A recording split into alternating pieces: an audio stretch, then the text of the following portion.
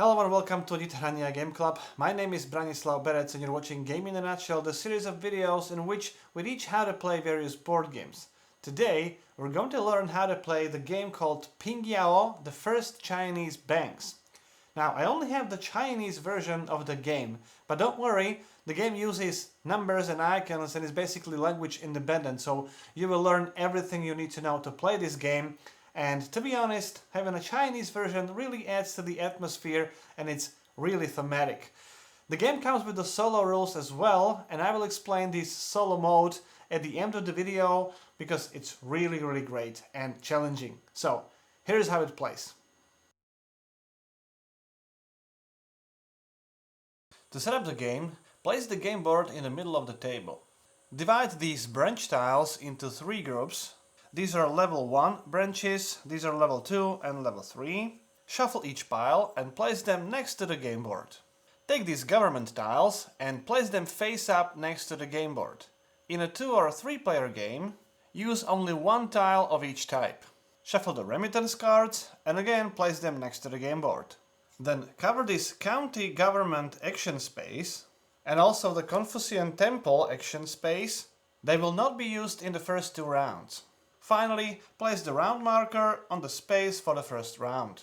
Then each player will take a player board and 1 random starting branch. This branch will be used in all player counts, and these icons indicate in which player counts these tiles will be used. I'm going to show you a 4-player game, so we will use the starting tile and these 3 starting branches. This one will not be used. After you randomly deal out these starting branches to all players, the player with this starting branch will be the first player for the first round. Give that player this first player token. Then each player will place their starting branch on any of these level 1 regions. Ideally, place your starting branch in such a way that the color of the branch will not match the color of the region. Each player also receives 10 coins. This is 1 coin, these are 5 coins, 3 meeples and 3 dice of the same color, and 6 remittance tokens, 2 white, 2 purple and 2 black. Then place 2 silver ingots on this deposit area, 2 to your headquarters and 2 on your starting branch. Then take 1 of your meeples and place it next to that deposit area, and the other 2 will be placed on the game board. 1 meeple of each player will be placed at the starting position of the fame track, and the other one on the starting space of the remittance track. Finally, each player will take 1 of their 6-sided dice and place it on this area of the game board. These dice will come into play at the start of the 3rd round. And that's the end of the setup, and we're ready to play. The game is played over 8 rounds, and in the first 2 rounds, players will only use 2 of their dice. In addition, only these 4 action spaces will be available. These 2 action spaces will become available with additional dice at the start of the 3rd round. Each round has 4 phases. In the first phase, players will roll all their dice and place them on this area on the game board. In addition, players can buy silver ingots. Each one costs 10 coins. Silver ingots are the main source of income in the game. Then, in the second phase, the action phase, starting with the die with the highest value and then continuing to the dice with the lowest values, the owner of the die will take the die, place it on an action space and perform the corresponding action. I will explain all those action spaces later in the video. Then in the third phase, the income phase, players will calculate income from silver ingots on their branches. They would get additional coins if they would provide loans to the central bank, and they would have to pay interest rate in case they would use the deposits from the central bank. And then the fourth phase is just the cleanup and the administration phase. Now I will explain each phase in more detail. In the first phase, all players will roll all their dice simultaneously. Then, based on the value, place all dice on the corresponding spaces of this dice area on the game board. In a future round, if you would have a branch with this icon, and you would also have the branch manager in that branch, you can activate the ability of that branch right now. Those abilities allow you to change the value of your dice. If you do so, move your die to the corresponding spot on this dice area. Then, only in this phase of the round, you can buy additional silver ingots. Each one costs 10 coins. You can buy as many as you want and place all silver ingots you buy to your headquarters. This is the only way how to buy silver ingots in the game. In the action phase, the gameplay starts with the die or dice with the highest value and continues to the dice with the lowest value. The owner of the die would take the die, place it on an action space and take the action.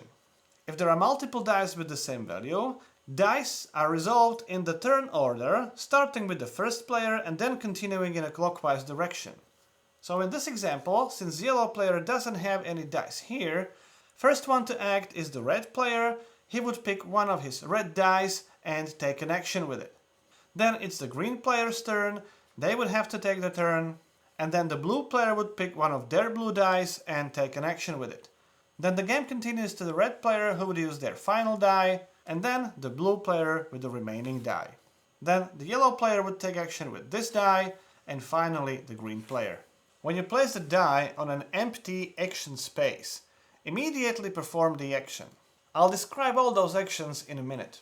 Then, when you place a die on the action space where there already is a die, regardless of the color of the die, if your value is lower than the value of the die which is already on the action space, you have to pay the coins equal to the difference of the values. So in this case, red player has to pay 2 coins.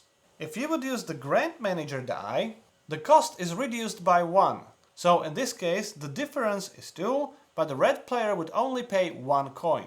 Then move the previous die to this rest area and move your die on the action spot.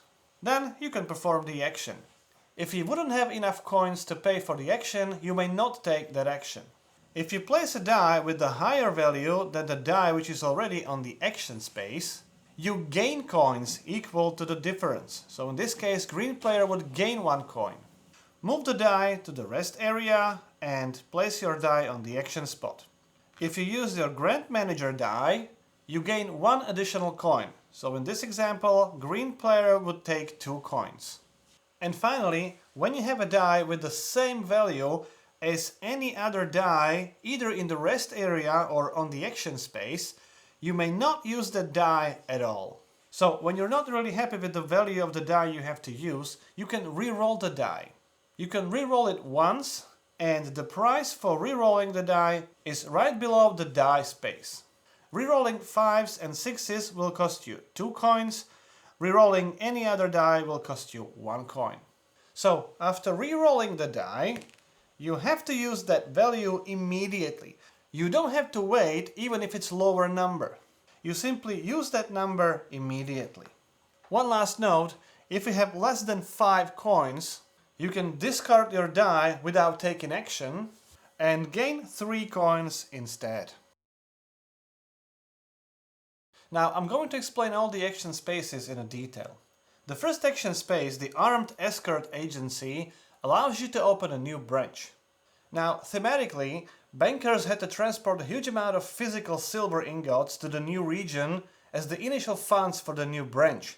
Since such transport was very risky at that time, bankers always used some armed services from so-called armed escort agencies. So that's where the name of this action comes from. When you take this action with the die value 5 or 6, you can establish a level 1 branch. That means you can open the branch here or here. This is the level 1 on your player board. With values 3 or 4, you can open a level 1 or level 2 branches. And with values 1 or 2, you can open a level 1, level 2 or even level 3 branch. To open the level 1 branch, you have to pay 6 coins and you have to move 1 silver ingot from your headquarters to the new branch. If you wouldn't have enough coins or silver ingots, you may not take that action. Then draw the top 4 tiles from the stack of level 1 branches, choose any of them and place it on any empty region of the corresponding level. Put the remaining ones to the bottom of the stack of the level 1 branches. Then pay the coins and move the silver ingot from the headquarters to the new branch. As this icon indicates, move your meeple one step forward on the fame track. In order to build a level 2 branch, you would have to pay 12 coins and move 2 silver ingots from the headquarters to the new branch, and to build a level 3 branch, you need to pay 24 coins and move 3 silver ingots from headquarters to the new branch. Each branch has a number in the bottom right corner that indicates number of silver ingots that can make profit for you each round. This is called the profitable funds. You can have more silver in your branch, however the additional silver ingots will not make any profit for you. Then each branch has a special ability. You can find the explanation of these abilities in the rulebook. However, to activate that special ability, you have to have a manager in this presidential slot.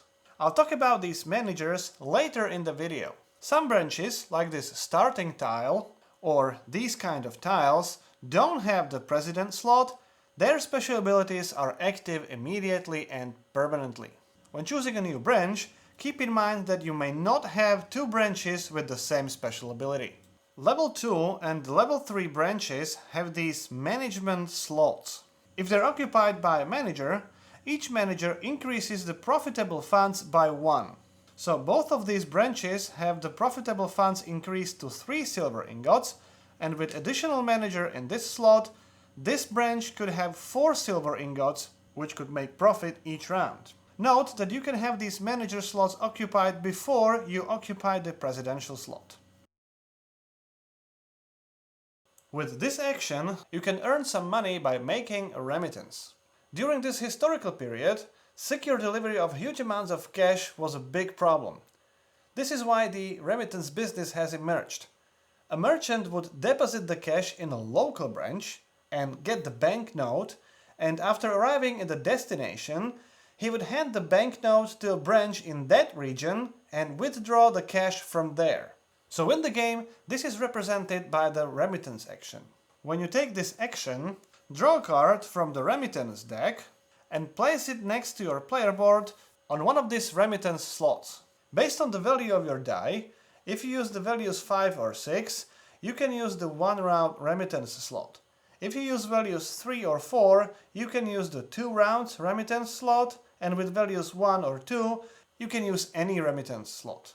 So, with the value 4, the yellow player can use this 2 rounds remittance slot. If the draw deck ever runs out, shuffle the discard pile and create a new draw deck. Now, the left banner, in this case the yellow banner, indicates the branch color where a merchant deposits the cash. So place 1 silver ingot on any branch of the yellow color. It could be this one, it could be this one because it has a special ability that it also acts as the yellow branch, and it also could be headquarters because headquarters also acts as a branch of any color. So let's say we place it into our headquarters. Now the right banner represents the branch color from which the merchant will withdraw the silver ingot. In our case it could be one of these red branches, or it could also be headquarters. However, the deposit branch and the withdrawal branch may not be the same branches. So let's say I choose this red branch. Now place one of these remittance tokens on this branch and the other one on the remittance card. This indicates that when this card will become due, I have to remove a silver ingot from this branch. When choosing a withdrawal branch, you can also choose a branch with no silver ingot on it. You have to have the silver ingots on that branch only when this card becomes due. If you would draw a card and you would not have suitable branches, simply discard the card and end your action immediately. Then, after choosing the branches, calculate your fee. You always get 2 coins as a standard fee for the transaction, which is depicted in the top right corner of the remittance card. Then, if you choose a level 3 branch as your withdrawal branch, you get 2 additional coins as a bonus. If you choose a level 2 branch as your withdrawal branch, you get 1 additional coin as a bonus. And in case you choose your headquarters as the withdrawal branch, you lose 1 coin as a penalty. And finally, every time you take the remittance action, move your meeple 1 space on the remittance track. Upon reaching these spaces, you get some cumulative awards. When you reach the 3rd space, with this action, you get 1 additional coin as a bonus. When you reach this space, you get 2 additional coins as a bonus when you take the remittance action. At the end of the track, you will score victory points, and again, these are cumulative, so upon reaching this space, you get 1 plus 1 plus 2, that's 4 victory points. When you reach the last space, you get 6 victory points total. When you take the central bank action, you have 2 options. You can either borrow the cash from the central bank, or you can lend money to the central bank. When you borrow the cash, move these 2 silver ingots from the deposit area to your headquarters. Based on the value of your die, you can borrow the money for 1 round, up to 2 rounds, or up to 3 rounds. Then place your meeple on the corresponding space in this deposit area. At the end of each round, you will have to pay 2 coins as the interest rate. Now, when you give loans to the central bank, move 2 silver ingots from your headquarters area to the central bank area. Again, based on the value of your die, you can lend money for 1, 2, or up to 3 rounds. So move the silver ingots into the corresponding area. At the end of each round, you will earn coins for each silver ingot you lend to the central bank. Those earnings depend on your fame. If your fame is 0 to 3, you will earn 2 coins for each silver ingot.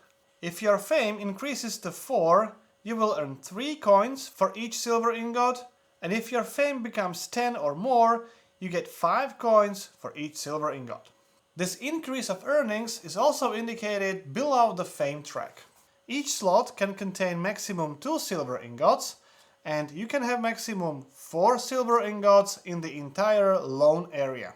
Note that you can take the deposit from the central bank, and at the same time you can give loans with the same silver ingots to the same central bank. With this action, you can increase your fame by donating money to the town god's temple. With die value of 5 or 6, you have to pay 1 coin and increase your fame by 1. When using the values 3 or 4, you simply increase your fame by 1, and with values 1 or 2, you have to pay 2 coins but increase your fame by 2. While progressing on the fame track, you will get rewards. The rewards which are above the track are one-time effect, and this one gives you 1 manager, which you can place anywhere on your player board, either on the presidential slots or management slots or even on the empty space. The rewards below the track are cumulative rewards. We have already talked about increasing the earnings for loans to central bank. This reward allows you to take 1 more additional card when taking the remittance action. And again, these spots will give you additional victory points at the end of the game. With this action, you can donate the money to the government and get some very powerful benefits. This action space is not available in the first 2 rounds, but starting with the 3rd round, you can choose one of the 6 government tiles and place it next to your player board. It is effective immediately, and you can find the explanation of all those abilities in the rulebook. To buy one of these government tiles, as indicated by this icon, you have to pay 1 silver ingot from the headquarters. Remember, this is what the bankers called donation to the government. And based on the value of your die, you may also pay some additional coins. And finally, this Confucian Temple used to be the place where gifted managers were trained. Again, this action is not available in the first 2 rounds, but starting with the 3rd round, you get 1 branch manager, whom you can place on any presidential slot, or any management slot, or even on empty space. In addition, based on the value of your die, you would either have to pay 2 additional coins, or in this case, you can move 1 silver ingot from your headquarters to any branch. This is optional, but it's quite useful. As I have already briefly mentioned, when you take the manager and place him on the branch, you can either make him a president and the special ability of the branch can be now activated, or you can place him on the management slot, and that increases the number of profitable silver ingots by 1. When you place a branch manager on empty slot, and you can only place 1 branch manager on empty slot, it has no effect temporarily. But when you place a new branch onto that slot, you can immediately place that branch manager either on the presidential slot or on the management slot. If all the management slots are occupied in a branch, you may not send another branch manager there. In the income phase, calculate the income for the round. First, calculate the profit from your branches. For each silver ingot from your level 1 branches, you get 2 coins. For each silver ingot from your level 2 branches, you get 3 coins, and for silver ingots from your level 3 branches, you get 4 coins. However, only calculate the profit from the profitable funds. In this example, this level 3 branch can still only count 2 silver ingots as a profitable fund, which means only 2 silver ingots will make profit, the third one will not make the profit. Then gain interest from loans to the central bank. Based on your fame, you will receive 2, 3 or 5 coins for each silver ingot in this area. So if the fame of the yellow player would be 5, he would receive 3 coins for each silver ingot in the loan area. That's 12 coins. Then if you have the deposit from the central bank, you have to pay 2 coins as the interest rate. Finally, if you have any level 2 branches with presidential slot occupied by a manager, you can activate those special abilities and gain additional coins. Add the bonuses from the government tiles as well. Take the coins from the general supply and add them to your personal supply. The fourth phase, the resolving phase, is just a cleanup and administration phase. First, move the silver ingots in the loan area 1 space to the left. If the silver ingots would leave the area, move them back to your headquarters. Then move the meeple in the deposit area 1 space to the left as well. If this meeple would have to leave the area, you would have to move it back to its original position and return 2 silver ingots from your headquarters to the deposit area. If you wouldn't have silver ingots when you have to return them back to the deposit area, you have to make emergency financing, which I'm going to describe in a minute. Then, as the last step, move all the remittance cards 1 space down. If the remittance card would have to leave the area, return 1 silver ingot from the withdrawal bank and place it back into the general supply. Then return both of your remittance tokens to your supply and place the remittance card to the discard pile. Again, if you would not have the silver ingots, you would have to do the emergency financing. Then all players would take all their dice from the game board, move the turn marker to the next round, and the first player token is moved to the next player in a clockwise direction. If this was the end of the 8th round, the game will be over. When you need to return 2 silver ingots back to the deposit area, and you don't have enough silver ingots in your headquarters, you have to take the silver ingot from another branch, and for this transfer you have to pay 5 coins. Then you can return the silver to the deposit area. When you do this transfer from another branch and you don't have 5 coins, you have to pay by discarding another silver ingot from any branch. The same rules apply when you have to withdraw the silver from the withdrawal branch and you don't have any silver there. In the last round of the game, you still perform the income phase. However, during the resolving phase, all loans will be returned back to your headquarters, and regardless of the position of this meeple, you have to return the deposit to the deposit area. In addition, all the withdrawals due to remittance cards have to be carried out as well, which means the remittance cards will also be discarded. If needed, carry out the emergency financing. Then calculate your final score. Each silver ingot in your branches and in the headquarters is worth 1 victory point. Do not count these silver ingots from the deposit area. They don't belong to you, they belong to the central bank.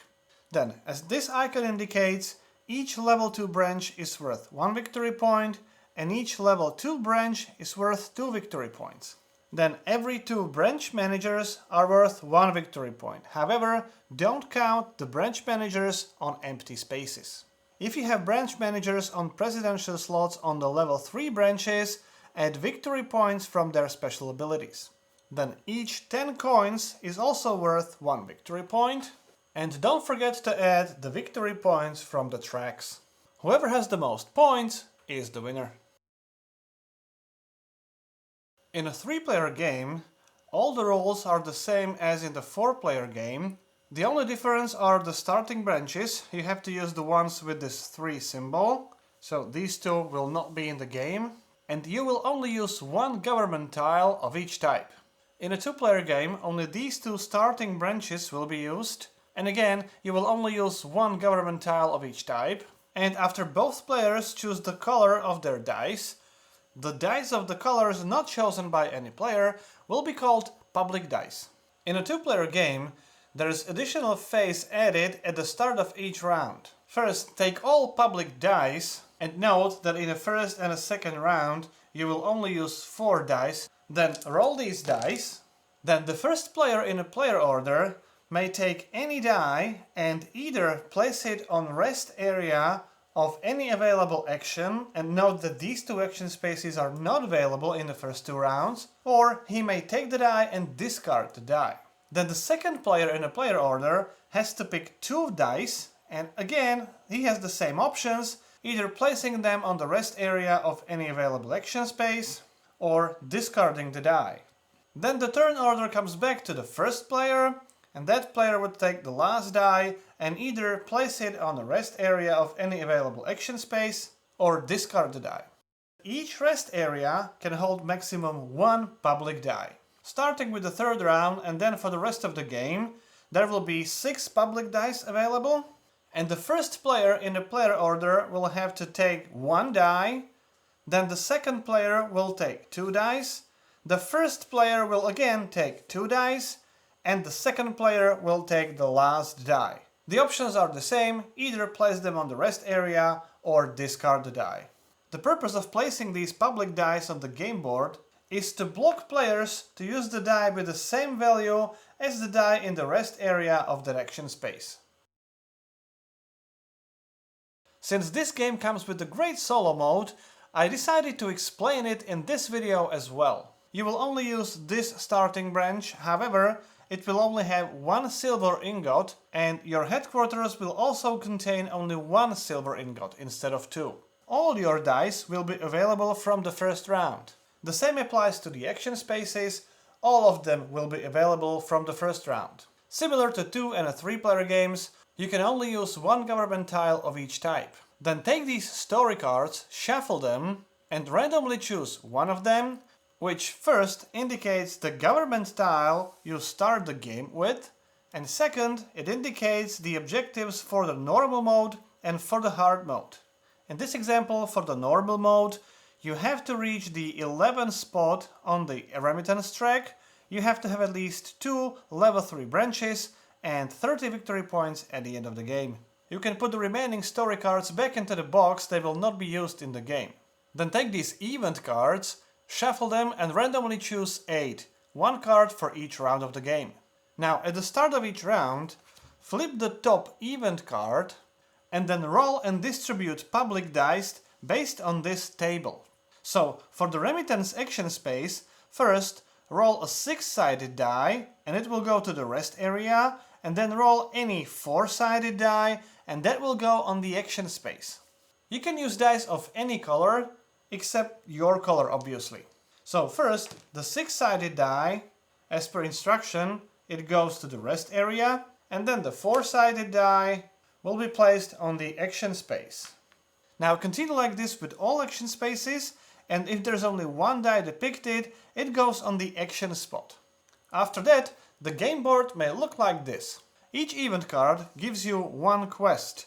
If you fulfill that quest in the round, so in this case if you take 2 remittance actions, you can take this reward immediately, so you can increase your fame by 2 points.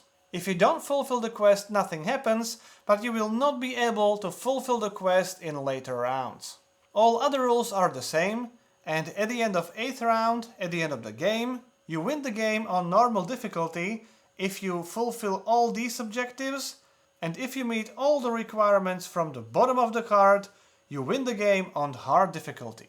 So that's how you play Pingyao, the first Chinese banks. If you have any questions or comments, please put them into the comment sections below. I'll be more than happy to answer your questions. If you like the series, please subscribe. My name is Branislav Berec. You've been watching Game in a Nutshell and hope to see you next time.